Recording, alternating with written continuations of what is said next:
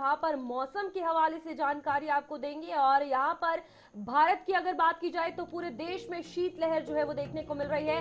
कड़ाके की ठंड जो है वो जारी है और इसी में पहाड़ों पर जमकर बर्फबारी भी हो रही है। और मैदानी इलाकों की अगर बात की जाए वहां पर ठंडी हवाओं ने लोगों को ठिठुरने पर मजबूर कर दिया है। और आपको बता दें अभी और कड़ाके की ठंड जो है वो सताएगी। एक तरफ जहां कश्मीर में चिलकला शुरू हो गया है और 40 दिन का ये रहने वाला है, जहां पर जमकर कड़ाके की ठंड होगी, माइनस में टेम्परेचर है, तो पूरे देश के बाकी इलाकों का अंदाजा भी लगाया जा सकता है कि कितनी ज्यादा ठंड जो है वो महसूस होने वाली है। क्योंकि तापमान को अगर लेकर बात की जाए तो अभी बहुत माइनस में चल रहा है और कई जगहों पर जो है शून्य के करीब चल रहा है और ठंडी हवाओं ने लोगों को ठिठुरने पर मजबूर किया है। और आपको बता दें फिलहाल यहाँ पर जम्मू की भी बात सामने आ रही है, जहां पर 26 से लेकर 4 तक छुट्टियां कर दी गई हैं।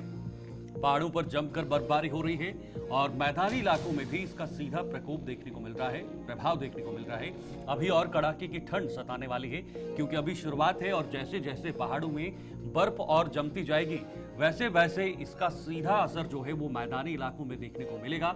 मैदानी इलाकों में ठंडी ठंडी हवाएं चलेंगी और जिससे लोगों को और भी दिक्कतें होने वाली हैं। फिलहाल जम्मू में 26 दिसंबर से 4 जनवरी तक छुट्टी का ऐलान कर दिया है और अब यहाँ पर बच्चों को राहत मिलने वाली है। स्कूली बच्चों को थोड़ी सी राहत मिलेगी आने वाले कुछ दिनों तक, आने वाले 1 महीने तक, जिसमें ठंड से बचने का एक तरीका रहेगा। लेकिन इसके साथ साथ पहाड़ी इलाके जिसमें कश्मीर, जहां पर मेरे सहयोगी ने कहा कि चिलकला भी शुरू हो चुका है और ये दौर बहुत ही कठिन होता है वहां के लोगों के लिए इस दौर को गुजारना, क्योंकि बहुत बर्फ होती है और बर्फबारी जम जाती है। धीरेन्द्र प्रताप हमारे साथ और मुजम्मिल भट्ट हमारे साथ बने हुए उत्तराखंड से ब्यूरो चीफ, और मुजम्मिल भट्ट हमारे साथ कश्मीर से हैं, हमारे सहयोगी हैं। दोनों से जानना चाहेंगे कि आखिर पहाड़ी इलाकों में इस वक्त क्या नज़ारा नजर आ रहा है और टूरिस्ट इसका कैसे लुत्फ उठा रहे हैं और इसका ठंड पर कितना असर दिखाई दे रहा है। धीरेन्द्र, पहले मैं आपके पास आऊंगा, जरा उत्तराखंड का बताइएगा, कैसी ठंड है और किस तरह से वहां पर प्रशासन की तैयारियां हैं, खास तौर पर उन पर्यटकों के लिए जो देश दुनिया से वहां पर पहुंचते हैं।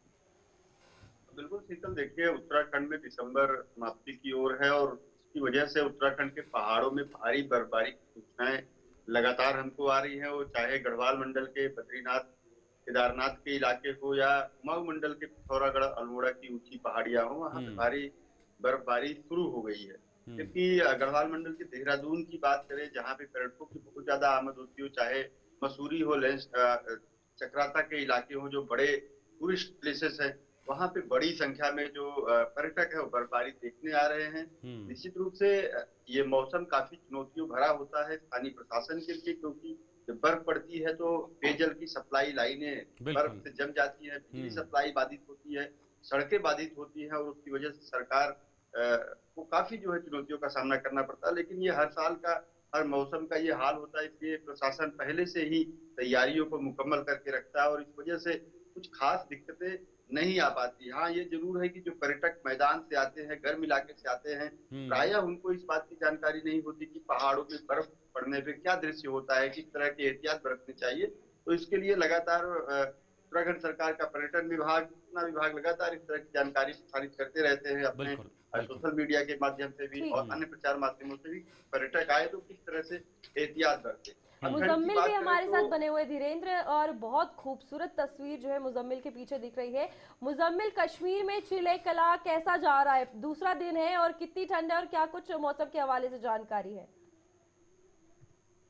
कि जिस तरीके से पिछले 2 दिन की बात करें, क्योंकि कल एक 40 दिन का चिलकलान भी यहाँ पे आ गया है, तो उसमें एक बादशाह जो चिलकलान बोलते हैं, सर्दियों का बादशाह, वो आ गया है कल, तो 40 दिन रहेगा। लेकिन कल की अगर बात करें तो कल -10 तक यहाँ पे टेम्परेचर पहुंच गया था। जो मैदानी इलाके हैं, चाहे साउथ कश्मीर पुलवामा की बात करें, अनंतनाग की बात करें, शोपियन की बात करें। बिल्कुल धीरेन्द्र, मैं जरा जानना चाहूंगा, क्रिसमस आने वाला है, नया साल है और नए साल के साथ साथ बर्फबारी भी होती है, ऐसे में पर्यटक जो हैं वो नैनीताल, मसूरी का रुख करते हैं, ऊपरी इलाकों का रुख करते हैं। ऐसे में सरकार के सामने एक चैलेंज भी बन जाता है कि कहीं कोई दिक्कत ना हो या किसी भी प्रकार का कोई दिक्कत किसी के सामने ना पैदा हो। उसको लेकर क्या तैयारियां हैं, खासतौर पर क्रिसमस हो या नए साल की तैयारियां हो मसूरी और खासकर नैनीताल के सामने?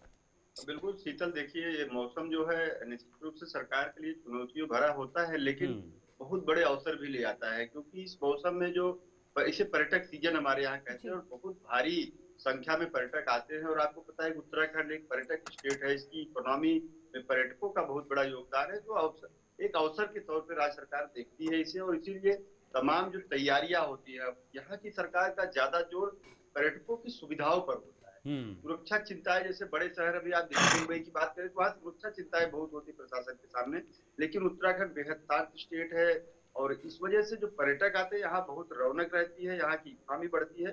तो सरकार सुरक्षा व्यवस्था के साथ साथ उनको कौन कौन सी सुविधाएं दी जाए, या होटलों के जो रेट है उन्हें बढ़ पाए, इस बात का प्रशासन ध्यान रखती है, उनको कोई दिक्कत ना हो। और चूंकि क्रिसमस एक बड़ा त्योहार है, बहुत बड़ी संख्या में लोग छुट्टियां मनाने आते हैं, क्योंकि इसमें सर्दी की छुट्टियां भी पड़ जाती है। तो पर्यटक हफ्तों हफ्तों के लिए उत्तराखंड में नैनीताल, मसूरी, चक्राता, लैंसडाउन की ओर रुख करते हैं। तो एक बड़ा अवसर होता है, और सरकार उसके लिए सारी तैयारियां पहले से करके रखती है ठीक कि है, पर्यटकों को कोई दिक्कत ना हो, यहाँ ठीक एंजॉय है, करने ओके, आते, एंजॉय करके एक अच्छी छवि लेकर के जाए यहाँ। ओके। बहुत बहुत शुक्रिया आप दोनों का हमारे साथ ज्वाइन होने के लिए। देखिए बहुत ठंड हो चुकी है।